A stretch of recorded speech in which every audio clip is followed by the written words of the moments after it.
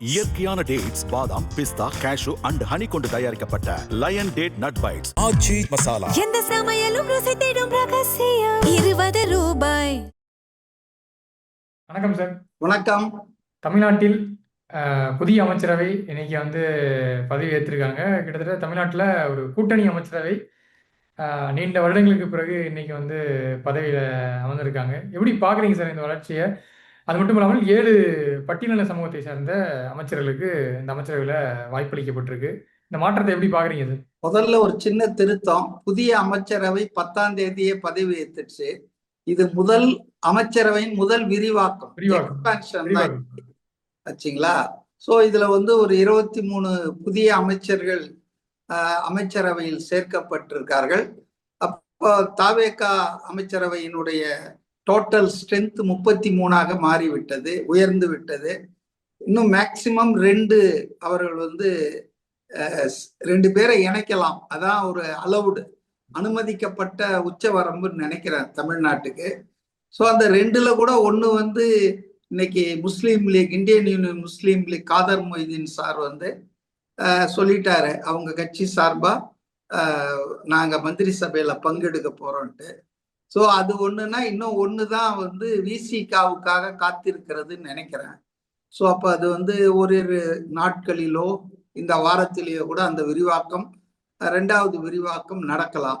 So full fledged cabinet 10ஆம் தேதி அவர் பதவியேற்றாலும் இன்னைக்கு ஒரு 10 நாட்களுக்கு மேலாகி முழுமையான ஒரு கேபினெட்டை ஃபார்ம் பண்ணியிருக்காரு. இதுல குறிப்பிடத்தக்க அம்சம் நீங்க சொன்ன மாதிரி சமூக சேர்மானம் என்பது ரொம்ப பாராட்டுற அளவுக்கு இருக்குங்க. அதாவது சமூக நீதியை வாயளவில் பேசாம இன்னைக்கு பாத்தீங்கன்னா நீண்ட நெடுங்காலத்துக்கு பிறகு பட்டியல் இனத்தை சார்ந்தவர்கள் 7-8 பேரு, இப்ப விசிகாலாம் வந்தா இன்னும் இன்க்ரீஸ் ஆகும்னு வச்சுங்களேன். ரஃப்லி 25%, ரஃப்லி 7-8 பேர்னு கணக்கு போட்டீங்கன்னா 25% பேர் பட்டியல் இனத்தை சார்ந்தவர்கள், அதாவது எஸ்சி எஸ்டி பிரிவினர் இந்த அமைச்சரவையில் இருக்கிறது முன்னெப்போதும் நாம் சந்தித்திராத ஒரு சூழல் தாங்க. அதாவது சுதந்திர இந்திய வரலாற்றில இது போல நாம் சந்தித்ததே இல்லை. இது ரொம்ப உண்மையிலேயே ஒடுக்கப்பட்ட சமூகத்தின் அடித்தளங்கள்ல அமுக்கப்பட்ட அந்த சமுதாயத்தினருக்கு மிக நல்ல வாய்ப்பை கொடுத்திருக்கிறார். அது ஒரு குறிப்பிடத்தக்க அம்சமா நான் பாக்குறேன். 2வது சிறுபான்மையினர். முஸ்லீம் லீக் தான் வரணும்னு இல்லை, அது ஒரு ஆடட் ஸ்ட்ரென்த் தான். சிறுபான்மையினர் தாவேகா கட்சியிலே பார்த்தீங்கன்னு சொன்னா நிறைய பேருக்கு வாய்ப்பு கொடுக்கப்பட்டிருக்கிறது. இதுவும் முன்னெப்போதும் இல்லாத அளவுக்கு நம்பர்ல சிறுபான்மையினர் இந்த மந்திரி சபையில இருக்காங்க. சிறுபான்மையினர் அறந்தாங்கி முகமது பர்வேஸ் அவர் நீங்க தொழிலாளர் நலத்துறை அமைச்சராக ஒருத்தர் வரப்போறாரு. இல்ல இன்னும் விமர்சனங்களும் வைக்கிறாங்களே சார். ஏன்னா இதுல வன்னியர்களுக்கு பெரும்பாலும் அவங்களுக்கு பங்களிப்பு கொடுக்கலன்ற ஒரு விமர்சனம் வைக்கிறாங்க. அது மட்டும் இல்லாமல் என்னதான் உயர்கல்வித்துறையும் பள்ளிக்கல்வித்துறையும் ஒரு பட்டியலின சமூகத்தை சார்ந்தவங்ககிட்ட நீங்க கொடுத்து ஒரு முற்போக்கா ஒரு புரட்சியை ஏற்படுத்தினாலும் இந்து சமய அறநிலையத்துறை தமிழ்நாடுன்னு பெயர் மாற்றம் பெற்ற பிறகு இந்து சமய அறநிலையத்துறை ஒரு பிராமண சமூகத்தை சேர்ந்த ஒருத்தருக்கு கொடுத்துருக்காங்க அப்படின்ற ஒரு விமர்சனமும் இங்க ஒரு பக்கம் வைக்கிறாங்க. அது எப்படி பாக்குறீங்க சார்? அதாவது அதைதான் நான் சொல்ல நீங்க குறுக்கிட்டீங்க. அதாவது நீண்ட இடைவெளிக்கு பிறகு முன்னேறிய சமூகமான பிராமணர்கள் 2 பேர் இதுல இந்த அமைச்சரவையில் இருக்காங்க. இவ்வளவு நாளா இல்லைங்க, ரொம்ப நாளைக்கு முன்னால இருந்தாங்க. ஆச்சுங்களா? சோ அது அதாவது முன்னேறிய சமூகம், ஒடுக்கப்பட்ட சமூகம், சிறுபான்மையினர், கிறிஸ்துவர்கள், இஸ்லாமியர்கள், ஆக இந்த மிக்ஸ் இருக்கு பாருங்க. இது ஒரு உண்மையிலேயே ஒரு சமூக சேர்மானம். தமிழ்நாட்டின் அனைத்து மதம், அனைத்து சாதியரையும் பிரதிநிதிப்படுத்துற. அதுக்காக ஒவ்வொரு ஜாதிக்கும் நம்ம போய் கேட்டுட்டு இருக்க முடியாது. செங்கோட்டையன் இருக்காரு, ஈரோட்ல இருந்து வந்திருக்காங்க. இவங்கெல்லாம் வன்னியர் கணக்குல வரமாட்டாங்களா? அதுனா வன்னியர்னா திண்டிவனம், விழுப்புரம், கடலூர்ல வந்தாதான் வன்னியரா? அப்படிலாம் கிடையாதுங்க. ஸோ என்னை பொறுத்தவரையில இத சமூக நீதி, சமூக சேர்மானம் என்பதோடு இல்லாம காங்கிரஸ் கட்சி ஒரு கூட்டணி சர்க்கார்ல 59 வருஷத்துக்கு அப்புறம் அது அதிகாரத்துக்கு வந்திருக்குது. அதிகாரத்தை பகிர்ற ஒரு வாய்ப்பு அதுக்கு கிடைச்சிருக்குதுன்றது பெரிய விஷயமாச்சுங்களே. கூட்டணியே பாத்தீங்கன்னா 52க்கு அப்புறம் இது மாதிரி மந்திரி சபையே வந்தது இல்லைங்க. ஈவன் ஒயில் கருணாநிதி 96 அவருக்கு பெரும்பான்மை தனியாக கிடைக்கலன்னா கூட அவர் சிறுபான்மை ஆட்சி ஏதும் பண்ணாரே தவிர அவருக்கு வாய்ப்பு இருந்தது கூட்டணி ஆட்சி அமைப்பதற்கு. ஆனா இந்த திமுக அதிமுகவினர் சொல்ற பொய் என்னன்னா, தமிழ்நாட்டு மக்கள் கூட்டணிக்கு ஆதரவு கொடுக்க மாட்டாங்க, கூட்டணி அரசை விரும்ப மாட்டாங்க. இப்ப பாருங்க, இப்ப எப்படி விரும்புறாங்க. அதனால மனம் இருந்தால் மார்க்கம் உண்டுங்க. இவங்களுக்கு முதல்ல அதிகாரத்தை பகிர்ந்து கொள்ள வேண்டும் என்ற எண்ணம் துளியும் இல்லை. ஓட்டு வாங்குறதுக்கு எல்லாருடைய ஆதரவும் வேணும், கூட்டணி வேணும். நாங்க ஜெயிச்சிட்டோம்னா நாங்க மட்டும்தான் தனியா அதிகாரத்தில் இருப்போம்ன்றதே ஒரு மோசமான சிந்தனைங்க, ஜனநாயகத்துக்கு விரோதமான சிந்தனை. இதை திமுகவும் செய்து வந்திருக்கிறது, அதிமுகவும் செய்து வந்திருக்கிறது. 2026 சட்டமன்ற தேர்தலில் தமிழ்நாட்டு வாக்காளர்கள் எப்படி ஆளுங்கட்சியும் தண்டிச்சாங்க, எதிர்கட்சியும் தண்டிச்சாங்களோ அதே மாதிரி ஆட்சிக்கு வருபவர்கள் தனித்து அதிகாரம் செலுத்தக்கூடாது, ஒரு கூட்டணி ஆட்சி தான் உருவாக வேண்டும் அப்படின்றதையும் அவங்க பார்த்துதான் ஓட்டு போட்டிருக்காங்க. அதன் விளைவுதான் எந்த கட்சிக்கும் தனிப்பெரும்பான்மையை அவர்கள் மறுத்திருக்கிறார்கள் என்பது இது ஒரு நல்ல விஷயம்.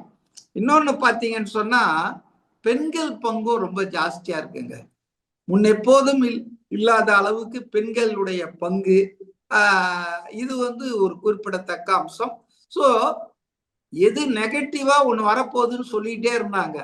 அதாவது குதிரை பேரம் நடந்திருக்கிறது, அப்புறம் குதிரை வேகத்தில் நாங்கள் செயல்படுகிறோம், முதல்வர் அதுக்கு பதில் கொடுத்தாரு.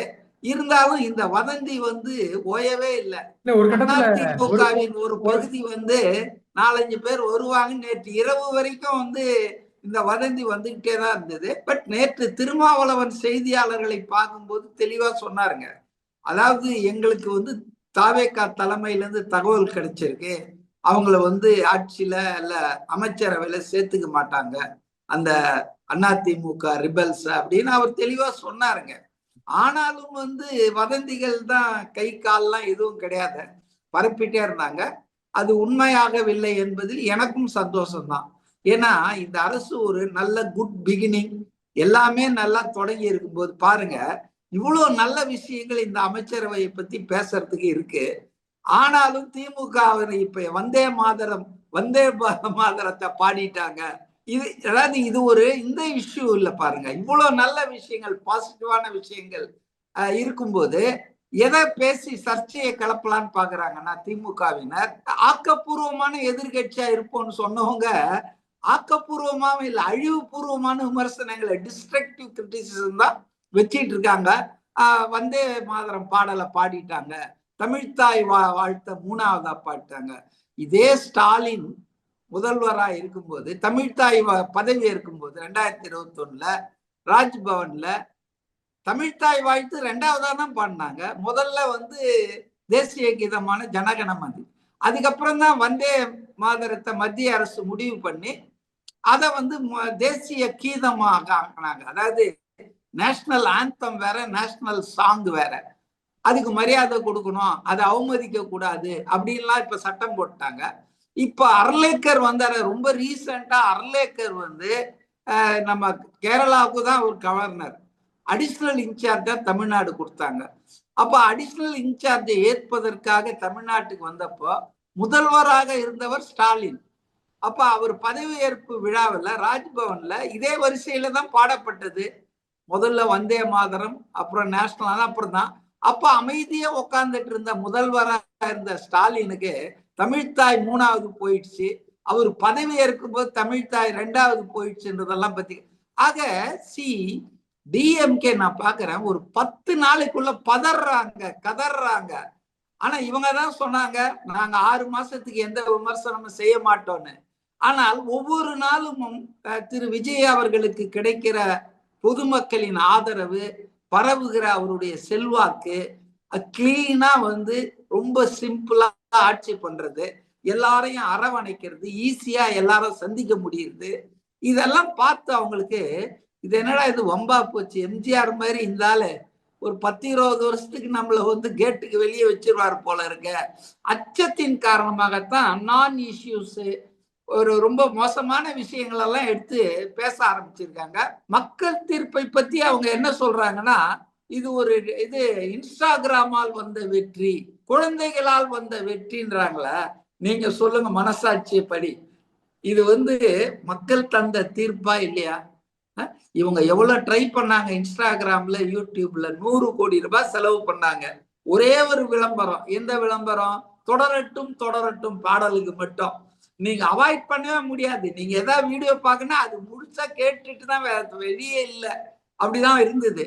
அப்ப இவங்க வந்து இவ்வளவு பண்ணாங்க, விளம்பரம் பண்ணாங்க, அரசு விளம்பரம், அப்புறம் கட்சி விளம்பரம், அது இல்லாம வந்து பணம் கொடுத்தாங்க ஓட்டுக்கு. இதெல்லாம் செய்தும் இவர்களுடைய 15 அமைச்சர்கள் தோற்று போனார்கள். எல்லாம் தோல்வி எல்லாம் சர்வசாதாரணமா தோல்வியில். இப்ப தாவேக்கா ஒரு 12-13 தொகுதியில தோத்துது. அது எல்லாம் 500 ஓட்டு, 700 ஓட்டு, 600 ஓட்டுல தோத்தாங்க. ஆனா திமுகவின் தோல்வியை நீங்க கணக்கெடுத்து பாத்தீங்கன்னா 50,000, 60,000. எங்க முதல்வர் வேட்பாளரா இருந்த, முதல்வர் பொறுப்பில் இருந்த ஸ்டாலின் வந்து எப்படிங்க தோத்தாரு? கொளத்தூர்ல துரைமுருகன் பொதுச் செயலாளர் எப்படி தோத்தாரு? பொருளாளர் மகன் டிஆர்பி ராஜா மன்னார்குடியில எப்படி மண்ணை கவுனாரு? அப்ப இதையெல்லாம் ஆராய்வதற்கு ஒரு குழு போட்டிருக்காங்க. அது ஆராயிட்டோம். ஆனா அதுக்கு முன்னாடியே இன்ஸ்டாகிராம் வெற்றி, குழந்தைகளை வைத்து பயன்படுத்தி ஓட்டு வாங்கிட்டாங்க. ரீல்ஸ்ல கிடைச்ச வெற்றினா, நீங்க போடாத ரீல்ஸா, நீங்க போடாத இதுவா? அதாவதுங்க, மக்கள் தீர்ப்பை முதல்ல மதிக்கணுங்க. மக்கள் நமக்கு எதிராக தீர்ப்பளிச்சிருக்காங்க. நம்ம ஆட்சி தொடரக்கூடாது என்று தீர்மானகரமான தீர்ப்பளிச்சிருக்காங்க. அதே போல வந்து நம்ம திட்டங்கள், நம்ம சொன்ன எல்லாத்தையும் மக்கள் நிராகரித்திருக்காங்க. நம்ம சொன்ன எதையுமே அவங்க நம்பலன்றத நம்ம ஒத்துக்கணும். முதல்ல கொஞ்ச நாள் அமைதியா இருக்கணும். ஆட்சியில் இருப்பவர்கள் ஆள விடணும். அவங்க தவறு பண்ணாங்கன்னா any government should have a honeymoon period. தென்னிலவு ஒரு 6 மாசம் கொடுப்பாங்க. Any government, any new government. இது நியூ கவர்மெண்ட். இவங்க சட்டமன்றத்துக்குள்ள நுழையும் போதே முதல்வரா நுழைஞ்ச ஒரு விஜயா தான் இருப்பாரு. எல்லாமே ஃபர்ஸ்ட் கிராஜுவேஷன் குடும்பத்துல சொல்றாங்களோ அது மாதிரி இவங்க எல்லாமே வந்து அரசியலுக்கும் புதுசு, நிர்வாகத்துக்கும் புதுசா வந்திருக்காங்க.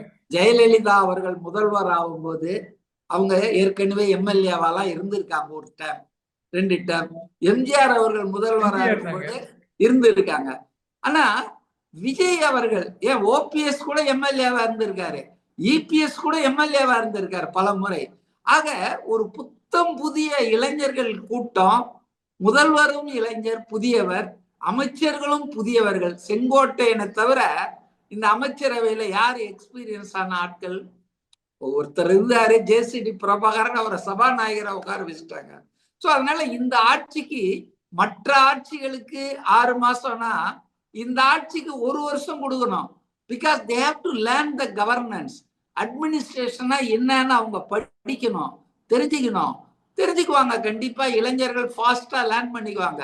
ஆனா நான் 6 மாசம் எதுவும் செய்ய மாட்டேன்னு சொன்ன ஸ்டாலின் 6வது நாளே குறை சொல்றாருங்க, குற்றம் சொல்றாருங்க. சட்டம் ஒழுங்கு சீர்கெட்டு விட்டதுன்றாரு. இன்னும் இன்ஸ்பெக்டர் ஜெனரல், டிஜிபி, எஸ்பி எல்லா டிஸ்ட்ரிக்ட்டுக்கும் போட்டு முடிக்கல. இன்னும் அதிகார வர்க்கமும் முழுமையா வந்து மாற்றி அமைக்கப்படல. அப்போ இந்த பதட்டம் எதுக்காகனா, அவங்களுக்கு தெரிஞ்சு போச்சுங்க, இனி நாம் வந்து ஆட்சிக்கு வருவது, கோட்டைக்கு வருவதெல்லாம் ரொம்ப எட்டாக்கணி என்பது தெரிஞ்சு விட்டது.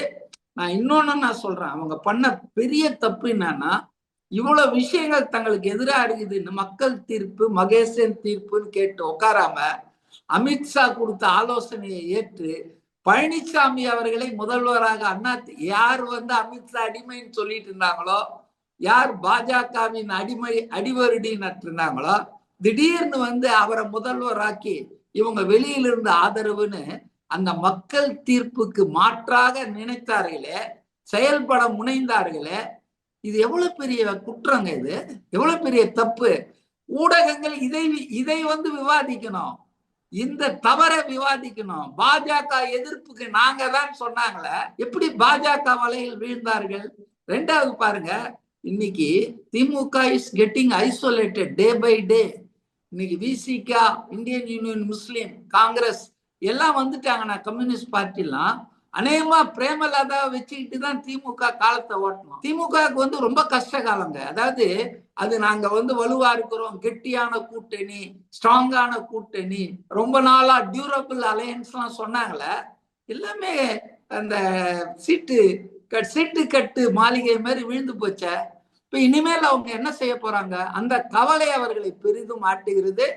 இன்னைக்கு வந்து தாவேகா வந்து இந்தியா கூட்டணிக்கு தலைமை தாங்குற காங்கிரஸை ஆட்சியில சேர்த்ததின் மூலம், முஸ்லீம் லீக், விசிகா, கம்யூனிஸ்டுகளை அரவணைச்சதின் மூலம் இன்னைக்கு ஆக்சுவலா அந்த பிளாங்க் அவங்க எடுத்துக்கிட்டு போயிட்டாங்க. இனிமேல் மதச்சார்பற்ற முற்போக்கு கூட்டணின்னு திமுக சொல்லிக்க முடியாது. திமுக ஒன்னா சேரலாம், சேர்ந்து திராவிட கூட்டணின்னு ஒன்னா சொல்லிக்கலாம், 2.0 3.0 ஒன்னா சொல்லிக்கலாம். மக்கள் அதை ஏத்துக்க மாட்டாங்க.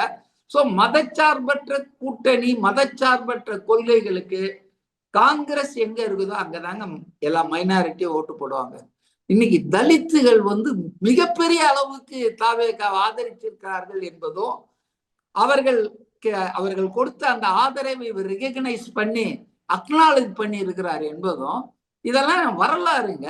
தமிழ்நாட்டின் வரலாற்றுல ஒரு ஆளை போடுவாங்க சாங்கியத்துக்கு, கருவேப்பிலை போடுற மாதிரி, அவருக்கு ஆதி திராவிட நலத்துறை கொடுப்பாங்க, அவ்வளவுதான். முஸ்லீம் ஒருத்தரை போடுவாங்க, அவருக்கு சிறுபான்மை துறை அப்படின்னு ஏதாவது கொடுத்து விடுவாங்க. அப்படி இல்லாம இன்னைக்கு பாருங்க, இவருக்கு நம்ம விஸ்வநாதன் காங்கிரஸுக்கு வந்து உயர்கல்வித்துறையை கொடுத்துருக்காங்க. இன்னைக்கு பாருங்க, நம்ம பள்ளி கல்வித்துறை ராஜ்மோகன் கொடுத்துருக்காங்க. கல்வியே அவங்க கையில போயிருக்குங்க. எப்பங்க அவங்க கையில போச்சு? ஆனா காமராஜர் காலத்துல ஹோம் மினிஸ்டராவே கக்கன் இருந்தாரு, அது வேற விஷயம். அந்த காலம் தான் போயிடுச்சே. இந்த கழகங்கள் ஆட்சிக்கு வந்த பிறகு தாழ்த்தப்பட்டவர்கள், ஒடுக்கப்பட்டவர்கள்லாம் ஒரு சடங்குக்காக அவங்களுக்கும் இருக்காங்க அப்படின்னு காட்டுறதுக்காக அலங்கார பதவிகளில் அமர்த்தப்பட்டார்களே தவிர அவர்களுக்கு உரிய அந்தஸ்தோ அங்கீகாரமோ கொடுக்கலீங்க. சமூக நீதி பேசிட்டு இருந்தவங்க. ஆனா இன்னைக்கு சைலண்டா வந்தாரு, இவ்வளவு செய்யறாருங்க. ரொம்ப பெரிய விஷயம் இல்லையா? பெண்கள், சிறுபான்மையினர், தலித்துகள், பட்டியல் இனத்தை சார்ந்தவர்கள், முற்போக்கு சமூகமும் விடுபடல. நீங்க கவனிக்க வேண்டியது, வில்லன் ஆக்கிட்டாங்க. ஒரு குறிப்பிட்ட சாதியை வில்லன் ஆக்குறதும் தப்பு தானேங்க. அதுவும் சமூக நீதி இல்ல. சமூக நீதினா நீதினாலே எல்லாருக்கும் தானேங்க. அப்ப இவர் வந்து ரொம்ப அனுபவம் கிடையாது, 51 வயசு தான். ஆனா பாருங்க எவ்வளவு பார்த்து செஞ்சிருக்காரு. I really appreciate is gesture and the composition of the cabinet. கண்டிப்பா சார், பொறுத்திருந்து பார்க்கலாம். நீங்க சொன்ன மாதிரி உங்களுக்கு 6 மாசம் இல்ல 1 வருஷம் கொடுத்து அவங்களுடைய அந்த டென்யூர்ல முதலமைச்சரும் சரி, கூட இருக்கக்கூடிய அமைச்சர்களும் சரி, அவங்களுடைய செயல்பாடுகள் எப்படி லேர்ன் பண்ண போறாங்க. நீங்க சொன்ன மாதிரி எல்லாருமே வந்து நியூ கவர்மெண்ட். அது மட்டும் இல்லாமல் எல்லாமே முதல் தலைமுறை அரசியலுக்கு வந்திருக்கவங்க. ஸோ கண்டிப்பாக பொறுத்திருந்து பார்க்கலாம் அவங்களுடைய செயல்பாடுகள். நேரம் ஒதுக்கி நிறைய தகவல் பகிர்ந்துட்டீங்க. நேரத்திற்கும் நன்றி சார். இயற்கையான டேட்ஸ், பாதாம், பிஸ்தா, கேஷு அண்ட் ஹனி கொண்டு தயாரிக்கப்பட்ட லயன் டேட் நட் பைட்ஸ் ஆச்சி மசாலா. எந்த சமையலும் ருசி தேடும் ரகசியம் 20 ரூபாய்.